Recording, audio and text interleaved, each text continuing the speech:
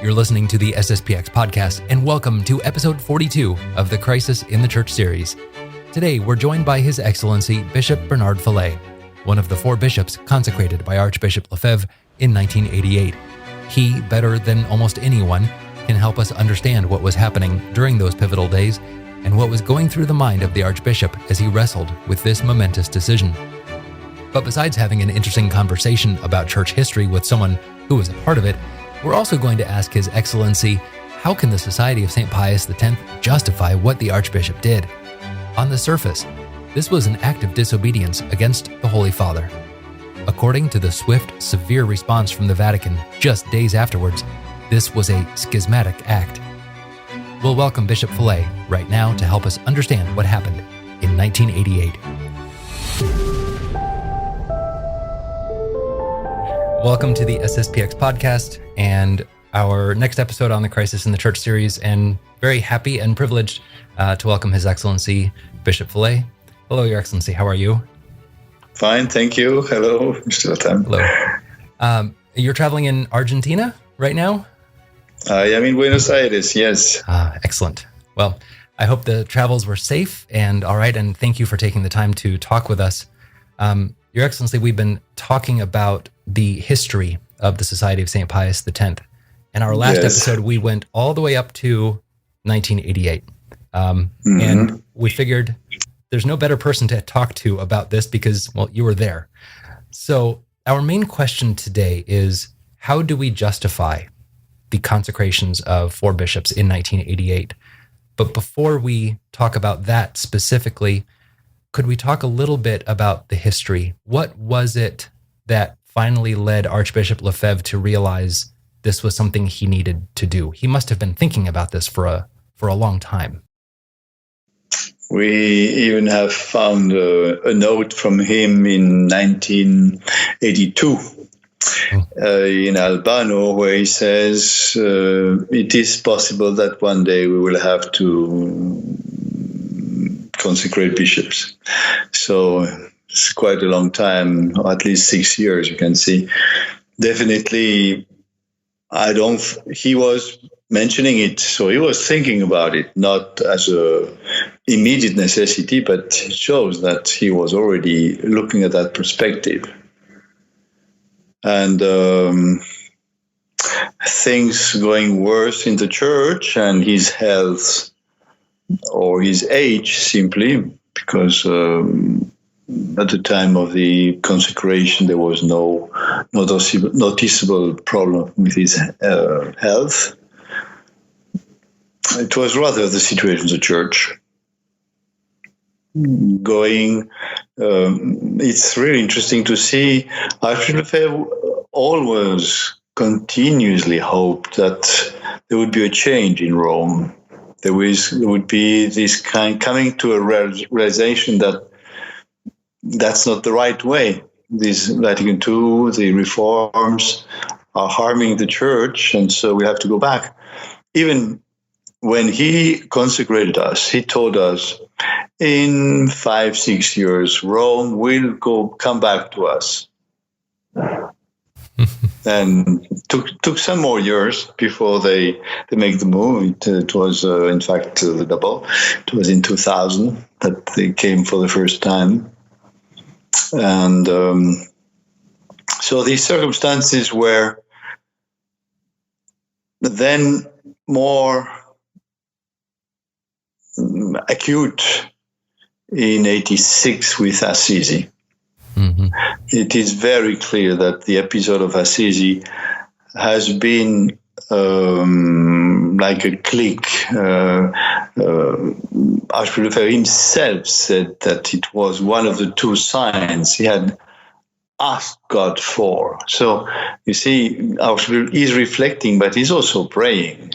He prays a lot to see what he needs to do. Is it that? Should I do that or not? He, in fact, every night he would go in front of the Blessed Sacrament every night, at least the last year, since 87, maybe even before, but we know that. So praying, asking God, asking heavens, what should I do? Should I go ahead with this measure, which is really, really extraordinary, very special, out of anything known since centuries. And but definitely Assisi, this incredible event marked Archbishop Lefebvre very, very deeply. That's so unheard. At the sermon at Easter, I guess, was it 87? Was it 86? So 86 would have been before the Assisi, but it was already announced. He says, who with this man sitting on the Sea of St. Peter? He is really, really disturbed. That cannot be. He's the vicar of Christ. And to look positively at the other religions, as if the other religions were able to do anything, was out. It was difficult to imagine a greater betrayal on the side of a pope than this one. Mm-hmm. And so that's one element. The other element, as I said, is the continuation of the reforms. And that was the second sign. It was, Archbishop Lefebvre was in discussion. It was never cut with Rome. And in Rome had accepted, Cardinal Ratzinger had accepted that Archbishop Lefebvre would present questions. We call that dubia, doubt, on the religious liberty. And in the spring of 88, he finally received the answer from Rome to these dubia, to these questions on the religious liberty. And in this, Rome did recognize, yes, religious liberty is something new. It is something new, but it's okay. And, we know that the revelation is finished with the end of the apostles, the death of the apostles. And so how could there be something new? And, of course, Rome will try to say it is in the development of the teaching of the church, but, well, it's obvious that it is not. It is contrary. In 87, also, in a discussion with Cardinal Ratzinger, on this point precisely, there was a major discussion in Rome. It is the end of July, and Archbishop Lefebvre had already announced, I'm going to make bishops. And so Rome, and there is a long set of discussions with Rome, which will find important point with the visitation of Cardinal Gagnon in October 87. But so in July, Archbishop Lefebvre is mentioning the kingship, the social kingship of Christ. And Cardinal Ratzinger says something like, no, it doesn't work, it's not good. And Archbishop Lefebvre to say, but you are against 1,500 years of the church. And Cardinal Ratzinger reflects and say, no, it's not right, it's not good. So just for the people who listen to us, what do we mean with religious liberty? Precisely there, we mean the relation between the church and the state. And the teaching of the church has always been God and our Lord is the creator of every being, the one who is giving the existence to every being, so also to the state, also to the civil society and government. It's a point of faith that it is God and even our Lord himself who gives the power to anybody who has power. The President of the United States does not receive the power from the people who elect him. It's really the people who elect him, but the power he received from God. and he will give answer, he will give account to God. And that's why, let's say, being this dependency of every creature to God, every creature is also obliged to follow the rules, the laws of God. And one of these will be to favor the true religion.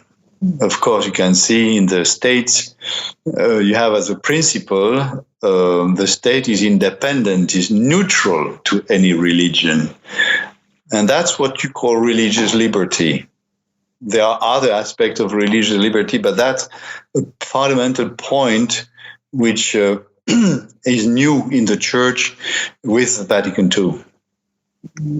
Really, till then, the Church has always said the state must favor the true religion, and, of course, then, if you are in such a situation where you can't because of the historical situation, for example, you have a country with a mixed combination of many religions, you can understand that the state will not be able to get to that perfection and will have to give some rights and protection to the other religions. And that we call tolerance. Right. Tolerance. So the teaching of the Church has always been for the state to try to find a kind of peace at the religious level is okay, but in the name of tolerance, not of giving all rights equal because all religions are equal. It's a different perspective. But with Vatican II, you at least give the impression to enter into this new system. And so there is a very hot, we may say, discussion, because at a certain point, Archbishop Lefebvre is standing up and he say, Your Eminence, to Karen Ratzinger, for us, Jesus Christ is everything. Everything. We live for him. We live for his kingship. And obviously, Karen Ratzinger does not know what happens. He's in another world. There are two worlds there. And even Archbishop would say, we cannot work together. You demolish what the Church has built at the level of the human society. Easily said also, on the other hand, and it's another argument which is easy to understand for everybody, our end, the end of man, is heaven. And the only organization which can bring us to heaven is the Catholic Church. Now, where does man live? He lives in a civil society. And so it is obvious that this civilized society must do at the level of the temporal society, not supernatural, but natural. But this must procure all the means at its level for man to get to heaven, and not multiply the obstacles by forced laws, by allowing on any kind of temptation and so on, as it is now the case. It is so obvious that the society in which man is living all his time should be helping man to get to his end, which is heaven, and not open doors which lead him into sin. It's really obvious. But for us, it's a mystery how this has kind of disappeared from the teaching of the Church. And so this answer from Rome comforted Archbishop Lefebvre in saying, we have to do something. It's about the survival, not of a human work. It's never this perspective. It's about the survival of a work which is part of the Church and which is obviously procuring these means of salvation. Can we, could I ask you, Your Excellency, about the events leading up to the consecrations? In our last episode, we just looked at these discussions that happened. There were letters and discussions back and forth. Rome agreed in principle to consecration of bishops, but they never gave a date. So leading up to the consecrations themselves, the week before, the night before, what could you get inside maybe the mind of Archbishop Lefebvre? What was he thinking at that time? And I know that's impossible for you to say, but you could probably answer better than anyone. We know what he told us. So on the 5th of May, you have till then you had two priests. It was now Bishop Tissier and Father Laroche on the side of society who discuss in Rome or negotiate. The Archbishop is in Albano. He's helping them. He gets the information. He tells them what they have to say and so on. But on the 5th of May, they are all there, and Cardinal Ratzinger too. So they are all the big guys are there. And that's the moment when Archbishop Lefebvre says, okay, on the paper, you said that I can have a bishop, and we have given you 3 names as requested. The terna is given. And so when can I consecrate this bishop? Because I have postponed it. I have already postponed it 4 times, if I'm right. So I had announced this consecration, but with the relation with Rome, with the discussion, so on, he had postponed, and now it's the 30th of June. And Cardinal Ratzinger said, no, that's too early. We need more time. Then comes the question, and what about the 15th of August? No, it's possible in Rome. Nobody works in August. So why not the 1st of November? No, in Germany to make a bishop, we need at least 9 months. So why not the end of the year? And now comes the answer from Cardinal Ratzinger. I don't know. I can't say. And this led Archbishop Lefebvre thinking, so that's in his head, you play with me, you play games.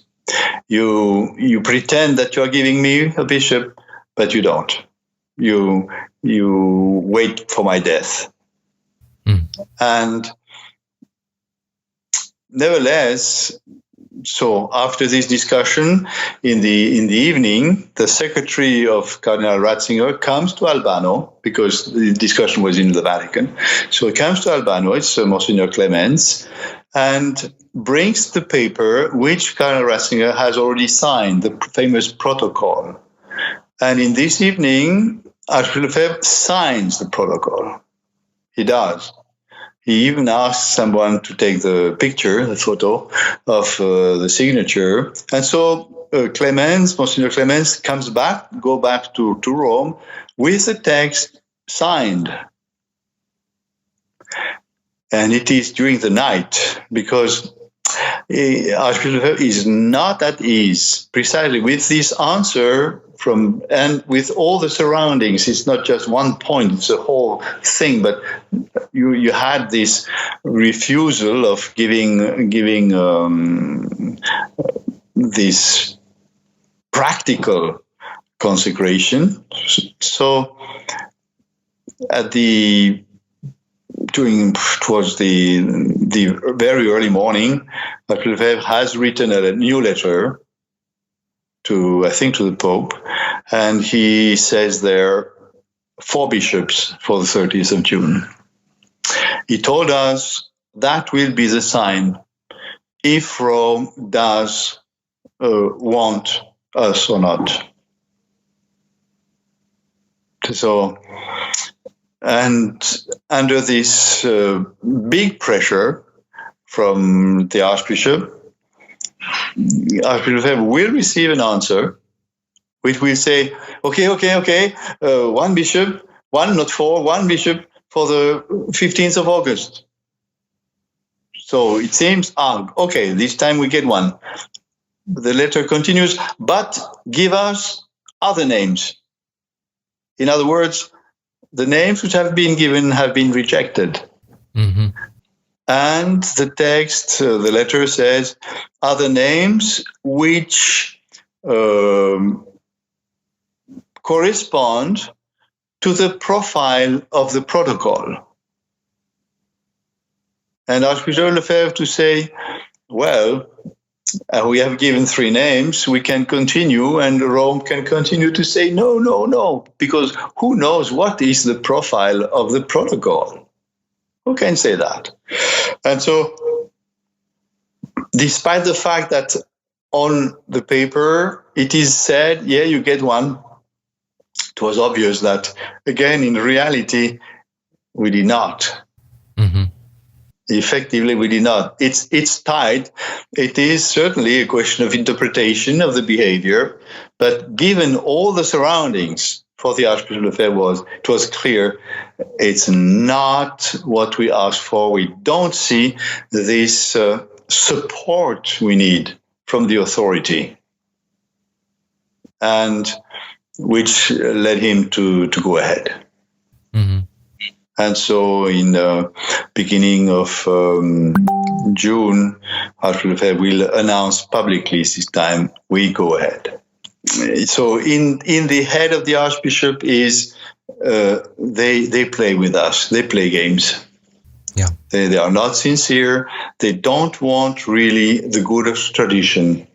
And with all what has happened, he knows, for example, each time that some seminarians have left us, they were promised big things in Rome. Indeed, it never lasts. Rome did force them to go back to the new mass, and so on. And right. He got even letters from seminarians who told him, we were betrayed. You're right.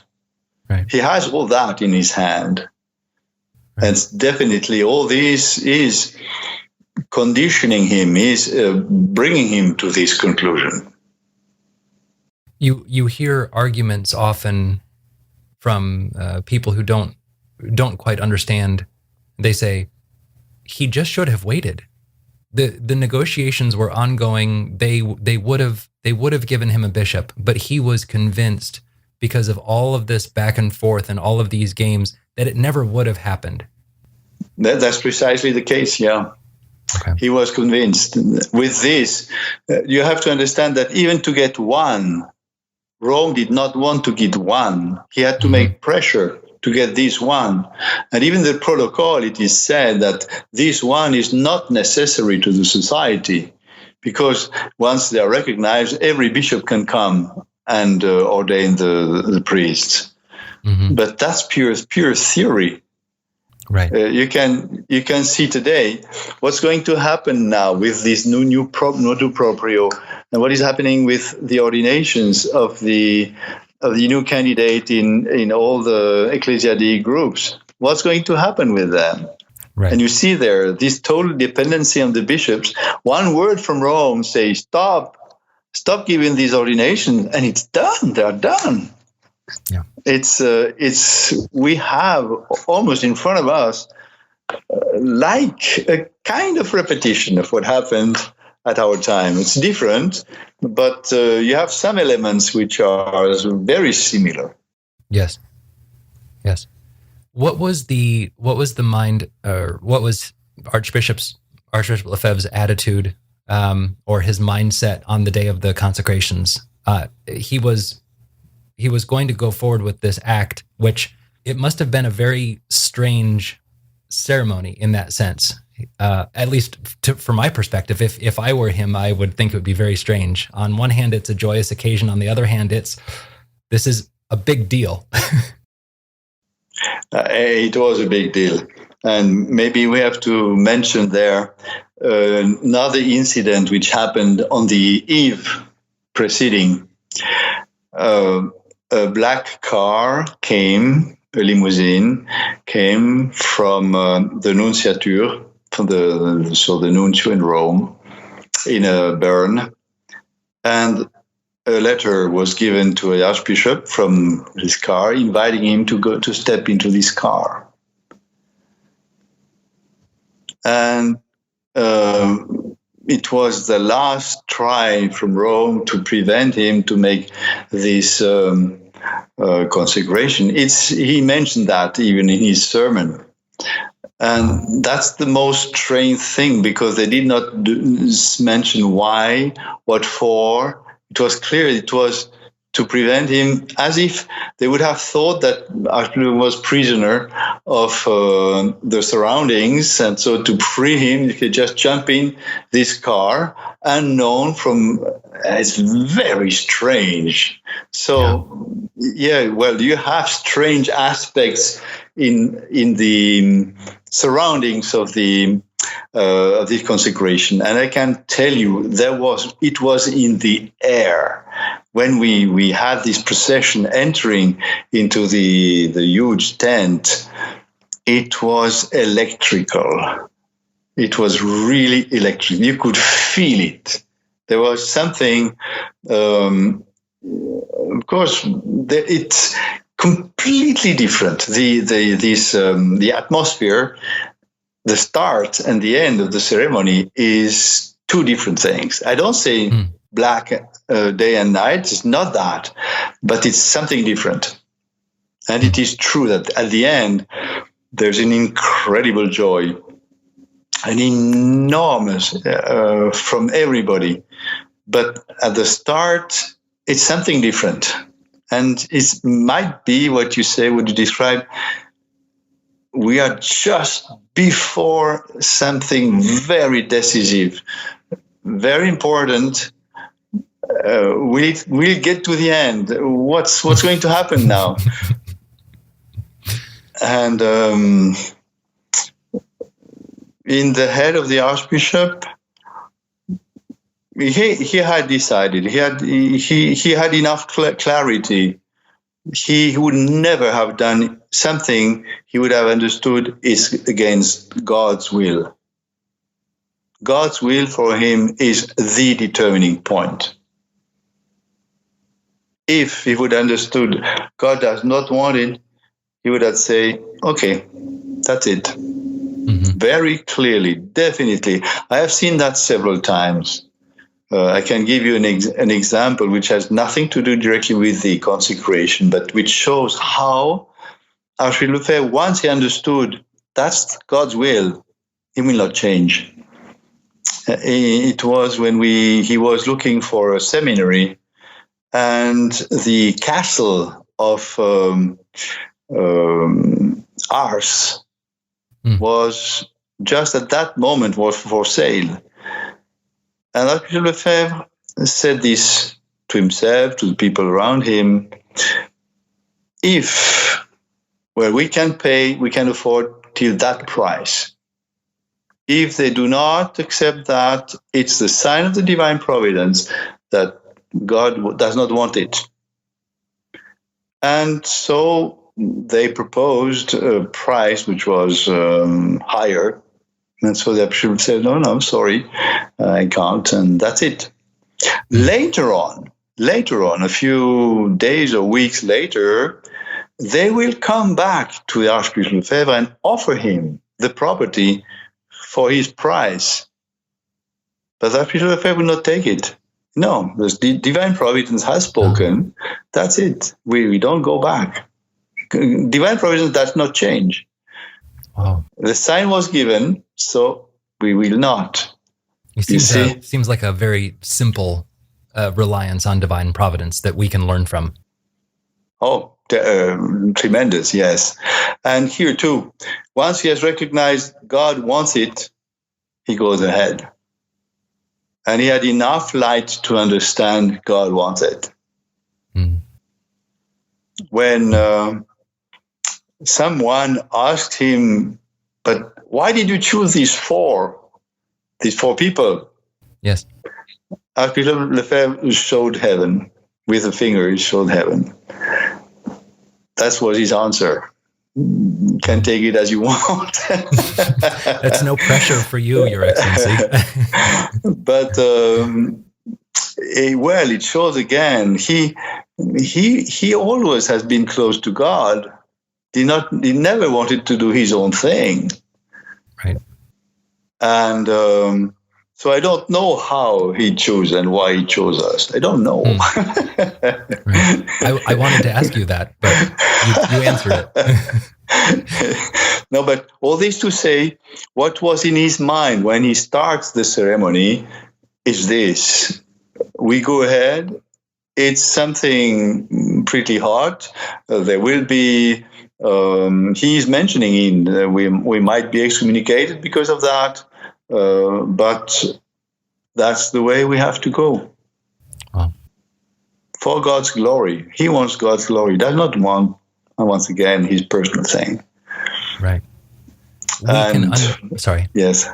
No, I just want to say at the end of the ceremony, if you look at his face and so on, he was irradiating of joy. He was full of joy.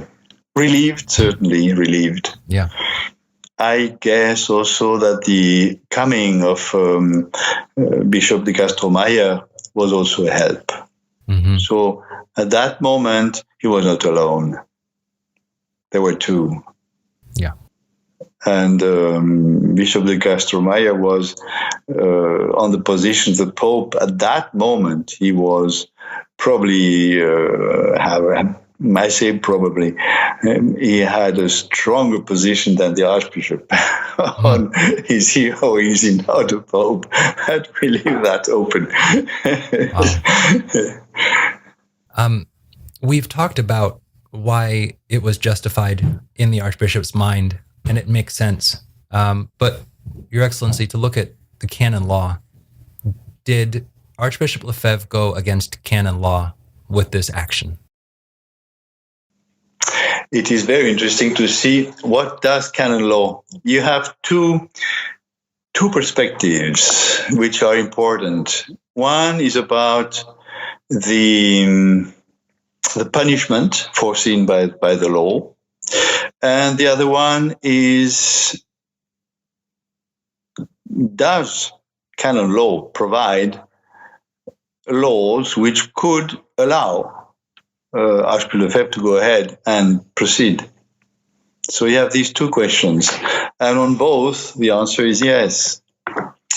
If you look at the canon law of 1917, so the canon law prepared by St. Pius X, published by Benedict XV, the punishment for the consecration of a new bishop is not the excommunication. It is the suspense. And the reason is usurpating a power. That is, doing something which is not in my hand. So strictly speaking, a bishop can consecrate another bishop, yes, but he should have the permission of the Pope. And so to do it without is to usurp a power. No mention at all in the old Code of Canon Law of schism. What does it mean? It means that in the eyes of the Church, for centuries, consecration of a bishop without the papal mandate was not considered as automatically a schism. This idea only comes after Pius XII and the problem in China. So yes. In the 50s, that's what's going to change, and that's what's going to dictate. Most probably, some say it was because of the Archbishop Lefebvre, I don't know, but most probably, let's say in the new Code of Canon Law 83, you have the mention now that there will be an excommunication with the idea, with the perspective of schism, which was not the case, once again, in the thinking of the Church. So that means, strictly speaking, following the right of the Church, the consecration does not imply a schism. It is a modern understanding conditioned by the Chinese happening. It's important to have that in perspective to understand that Archbishop Lefebvre knows canon law. He knows. They say that's new. That's after the council. The old did not say that. And so even if it is, say the Church does not want this to happen because of the good order in the Church, nevertheless, there might be reasons which might allow it. And then you have in the canon law at another level, which is what we will call the case of necessity, you have the canon law which says that if you do something out of necessity, you cannot be punished by the highest penalty foreseen by the law.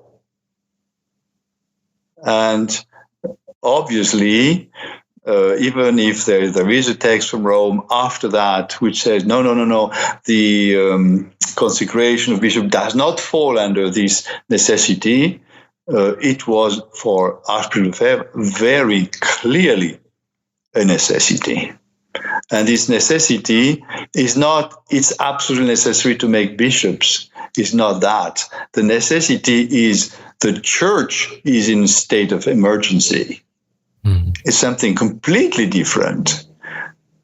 And one of the elements of this state of emergency is precisely they are killing the church.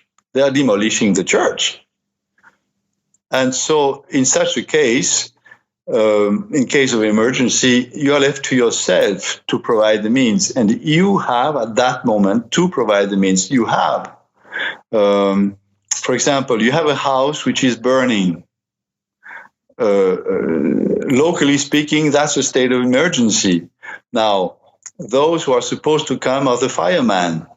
But let's suppose that the firemen do not come. Do you just stand in front of your house? No. You do all what you can, what is in your power to extinguish the fire. So you take the place of the fireman trying to stop the fire. And if you have the means, you do. It's obvious. It's so simple. But that's exactly what we mean when we speak of state of emergency. And the Archbishop Lefebvre has the means, which are pretty extraordinary in that moment, to provide bishops for the future. And as the church does not care, let's say the firemen are not there to care of these needs of so many faithful priests and so on, and that which will say, with the Archbishop, understanding the right of the church, will say, all these laws in the state of necessity provide me the means to go ahead. And that's why he will say, when they ask him, do you have the mandate from Rome? He will say, yes, we do. And he explained that in the name of the necessity. He does not pretend that Rome has sent him a paper. No, of course not. But he says we have, contrary to what some broadcast is pretending. At that moment, during the ceremony, Archbishop Lefebvre, well, it's Father Schmidberger, who will read the mandate, which explains we are doing that in the name of, because of the necessity. Mm-hmm. And so you see there, it's not schismatic. And during all this sermon, Archbishop Lefebvre will take the time to try to explain what we do is not schismatic, does not correspond at all to the elements of schism. Elements of schism means I want to separate myself from the church. I don't want to obey, but it's not just an act of obedience. It's a rejecting of the power of the church. And that's not the case of the society.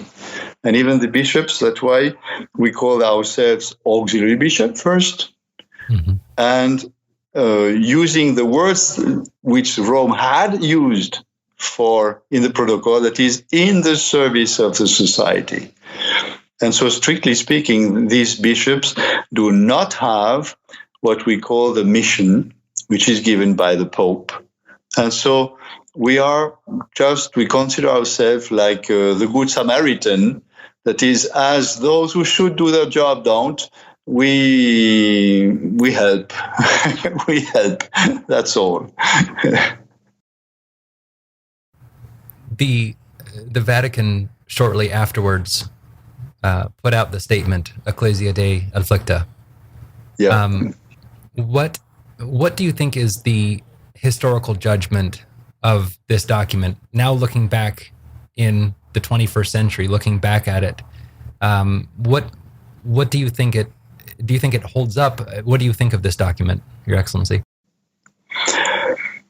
We have always seen this document as trying to demolish the work of the society by saying, okay, Archbishop Lefebvre wants to continue his work, but we provide.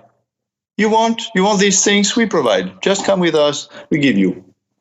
And so we erect the Society of St. Peter. It starts with a group of the society, priests of the society, who are disturbed by the consecration and who will join Rome. And Rome will tell them, we give you everything. Everything you need, you'll get. And they will never get a bishop first. And now you can see what they got with the Mass.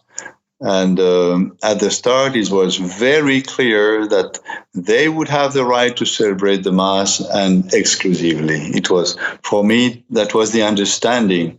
And so we have always understood this text and the institution, Ecclesia Dei, the commission, as a trick it was the mission of Ecclesia Dei and of St. Peter to take away from Archbishop faithful and priests. So say to try to make a blow. The blow is, I excommunicate you. And then for the people who fear that, come here. We'll help you. And thank God it did not work. We almost got, let's say, those who lost at that moment, they were immediately replaced by others who came in. So we cannot say that we had a loss. It was a blow, definitely, and it was a big blow in the relation with the official church. But nevertheless, for the rest,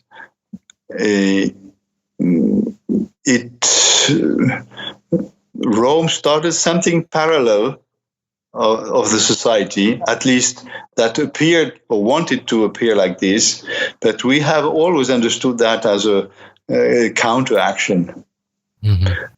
And when you hear now in the new motu proprio that everybody has to go to the new Mass, you say, so Ecclesia Dei was something temporary.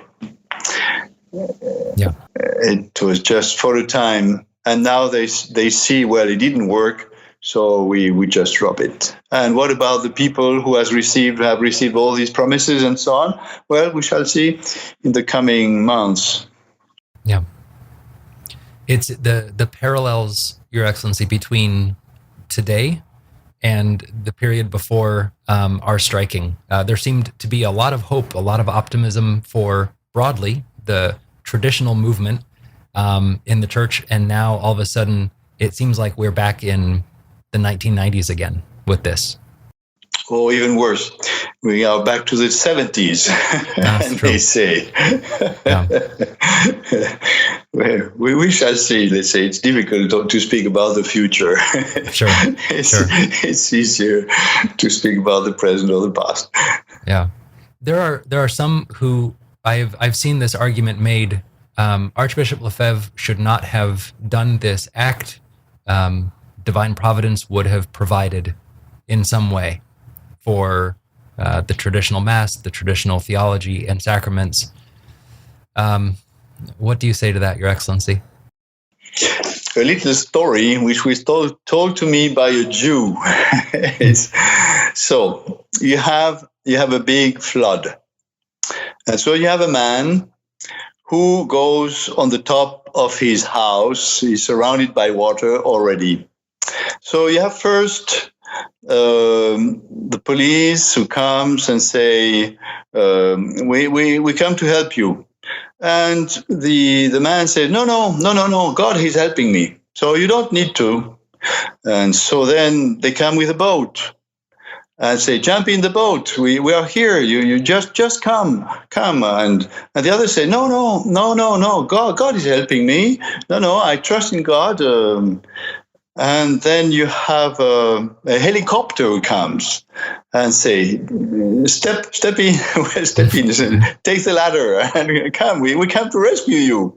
The house is about to collapse. And the others say, no, God is helping me.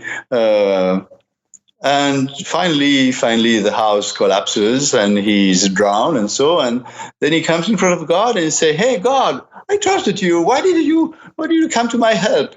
And God, he says, "Yes, well, the policeman, the boat, the helicopter, that's with which I came to your help." And I may say that's the answer.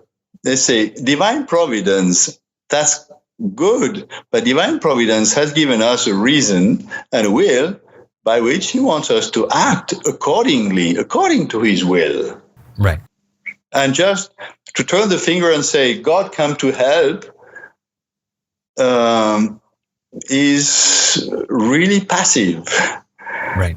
And most of the time, that's not the right answer. Right. And in our case, I think history has already shown enough that what the Archbishop did was right. Yes. Was correct, was in the line of divine providence. In 2000, when we meet Cardinal Castrion for the first time, Cardinal Castrion, I say we were three bishops. We were invited after our pilgrimage. We were still in Rome, and Cardinal Castrion has just come back from the holidays, and he's inviting us. So we come to him, we have a nice meal, and he tells us, "Well, I look at the society, the fruits are good. Hence, the Holy Ghost is there." That's what he tells us. And I say to him, "Oh, good, Your Eminence, but where do these good fruits come from?" And there he doesn't say anything. He stops. But he sees the fruits are good. And that will be his position till the end. Mm-hmm. And even after that, for example, Monsignor Pozzo, again, a responsible from Rome, he's not going to say that to us, but he's going to say that to a high official person. He will say, "The society of St. Pius X possesses the means to take the church out of this crisis." And you see there how people in authority in the church recognize that this is the work of God. Because the means to help the church, that's not human. That's not human activity. That's God's finger. Mm-hmm.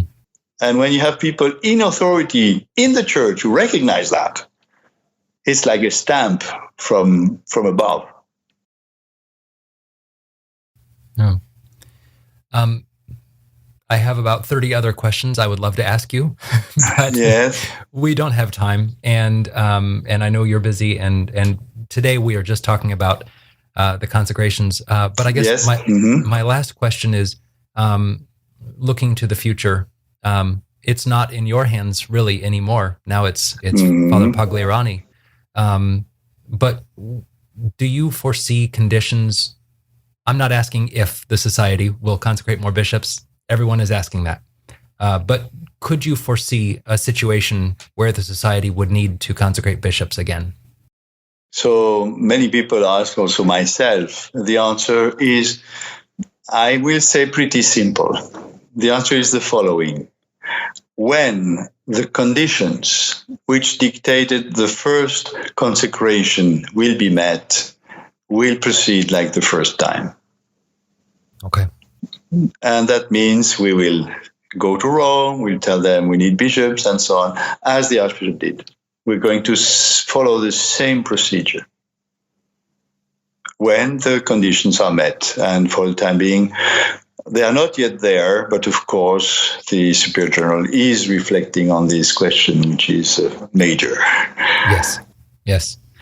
You must be a little bit happy it's not in your hands anymore, Your Excellency. Well, that's okay. That's okay.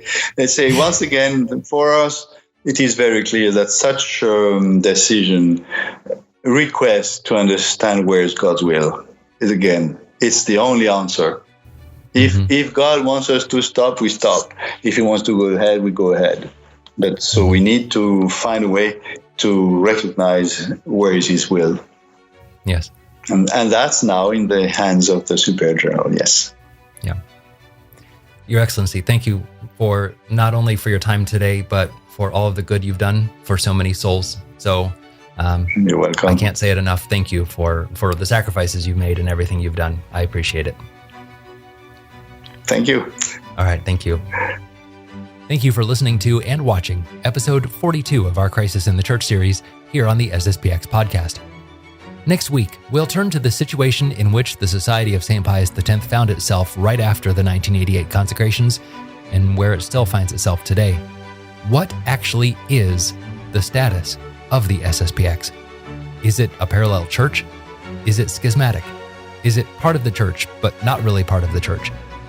The Vatican seems to not really know either. So is the SSPX just the Schrodinger's cat of the Catholic Church? We'll dig into that next week with Father Robinson. Please consider subscribing to the podcast and to the SSPX News English YouTube channel so that you won't miss next week's episode or any of our future ones. And if you have the ability to set up a monthly recurring donation of $5 or $10 or $20 on sspxpodcast.com, it would help us immensely to complete this Crisis in the Church project and our next series as well. Until next week, thank you for listening, and God bless you.